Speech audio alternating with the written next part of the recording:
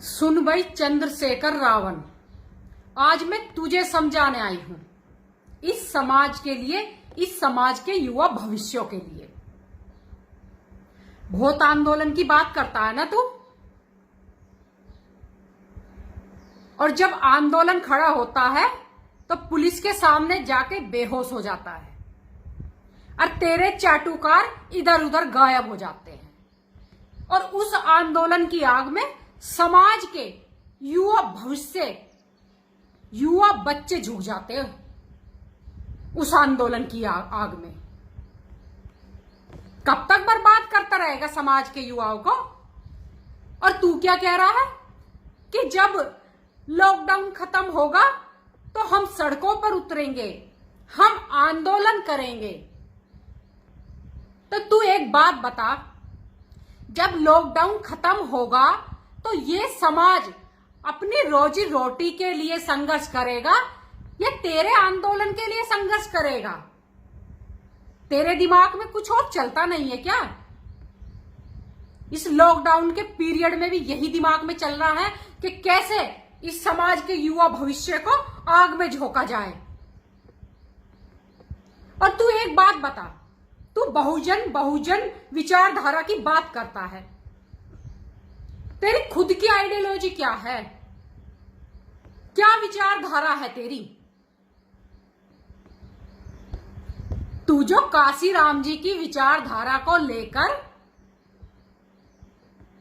और समाज के युवाओं में नफरत फैलाने का काम करता है, आंदोलन के नाम पर समाज को आग में झोंकने का काम करता है बहुजन के नाम पर, तेरी खुद की आइडियोलॉजी क्या है? तू उस शेरनी से बड़ा हो गया? तू कहां का शेर है? क्या उस शेरनी से बड़ा हो गया तू जिस बहुजन के रथ को वो चला रही है?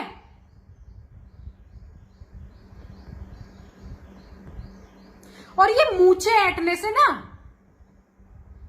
कोई शेर नहीं बन जाता। बहुत मूंछें ऐंठता है ना तू।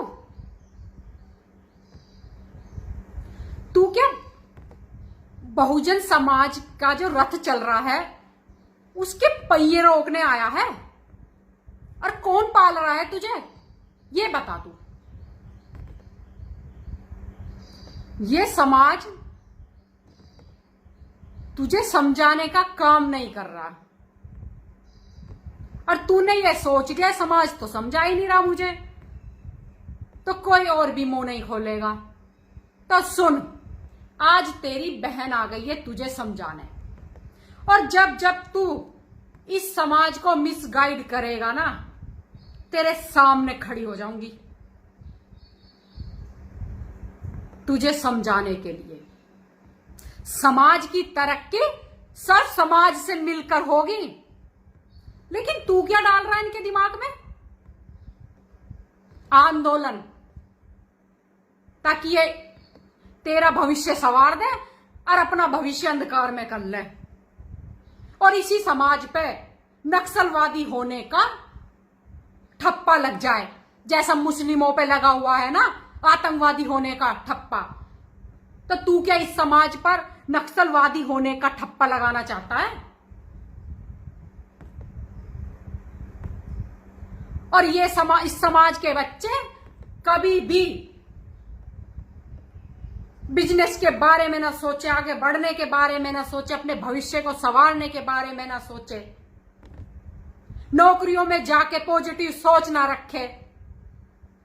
यही कर रहा है ना तू? तो सुन ले भाई,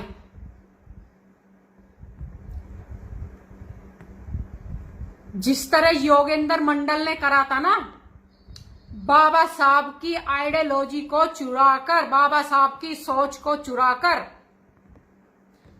दलित हिंदुओं को, इस दलित समाज को पाकिस्तान ले गया था।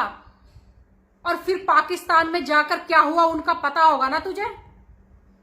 मुस्लिम धर्म अपनाना पड़ा उन्हें, और जिसने मुस्लिम धर्म नहीं अपनाया उन्हें शौचालय साफ करने पड़ रहे हैं आज भी।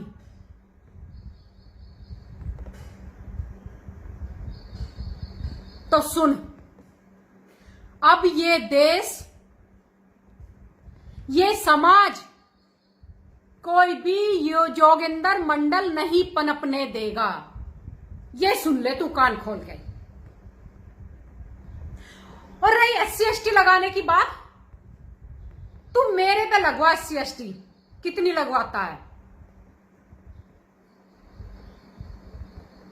और नहीं बोलते ना तेरे खिलाफ, कहीं SC ST ना लगवा दे। तू मेरे पे लगवा SC ST।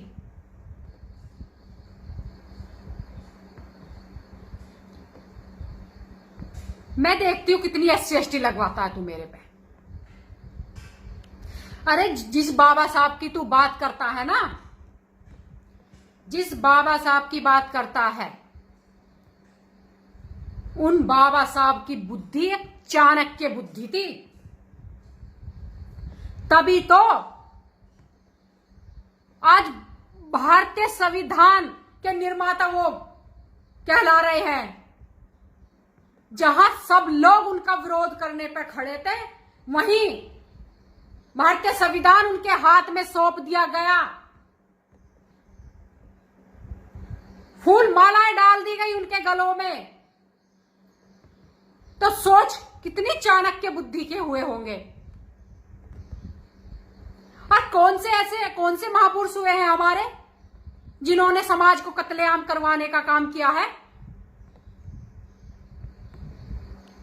तेरी समझ में नहीं आता? कोई साहस नहीं कर रहा ना तेरे सामने बोलने का? मैं कर रही हूं। और तुझे राजनीति करनी है तो आधुनिक युग की राजनीति करना। कैसे होएगी इस समाज की तरक्की? तुझे पता है, बाबा साहब ने पूरे आजीवन अछूतों को, दलित हिंदुओं को अधिकार दिलाने में अपना समय खपा दिया, लगे रहे आजीवन समाज सेवा करने में, और अपनी पार्टी, अपना राजनीतिक नेतृत्व को नहीं स्थापित कर पाए। पता है ना? उससे आगे काशीराम जी जब आए तो उनकी आइडियोलॉजी क्या थी तुझे पता है? उनकी आइडियोलॉजी थी इस समाज में विश्वास डालने की कि तुम भी इस देश के शासक हो सकते हो। तेरी क्या है? तू जो शीशा पिघलाने वाली बात करता है, कान में शीशा पिघला के डाला जाता था सुधरो के, या डाला जा रहा है, ये तू हांडी और झाड़ू की जो बात करता है, कौन सी सदी में जी रहा है तू? उसी सदी में जी रहा है क्या? उसी सदी से आया है? वो इस सुधरो वाले इतिहास से आया है क्या? उसी सदी में जी रहा है ना तू? अरे 21वीं सदी में जी। और एक बात सुन ले, कोई भी इस भारत देश से बड़ा नहीं है, कोई भी इस हिंदुस्तान से बड़ा नहीं है, कोई रावण, कोई चंद्रशेखर देश से बड़ा नहीं है। यूं तू सुन ले कान खोल कर।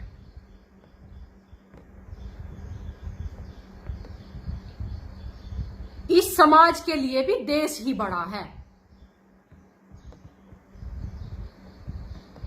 तेरे मिसगाइड करने से ये समाज मिसगाइड नहीं हो जाएगा।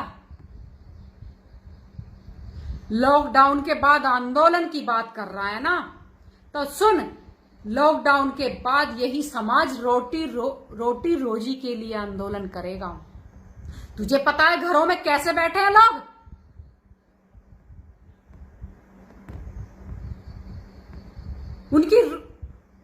उनकी जीविका रुक गई।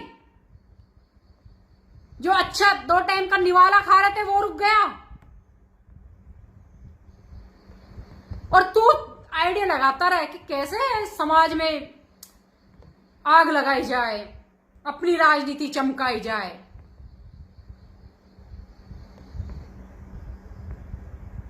तो मैं कह रही हूं सुधर जा। और तेरी बहन आ गई है तुझे सुधारने के लिए। तू चमार का बच्चा है ना, तो सुन ले, मैं भी चमार की हूं और जाटव की हूं। सुन ले, मैं भी जाटव की बच्ची हूं और तुझे अच्छे से समझाने आ गई हूं। और इस देश से बड़ा कोई नहीं है, कोई भी। ये देश सबसे बड़ा है।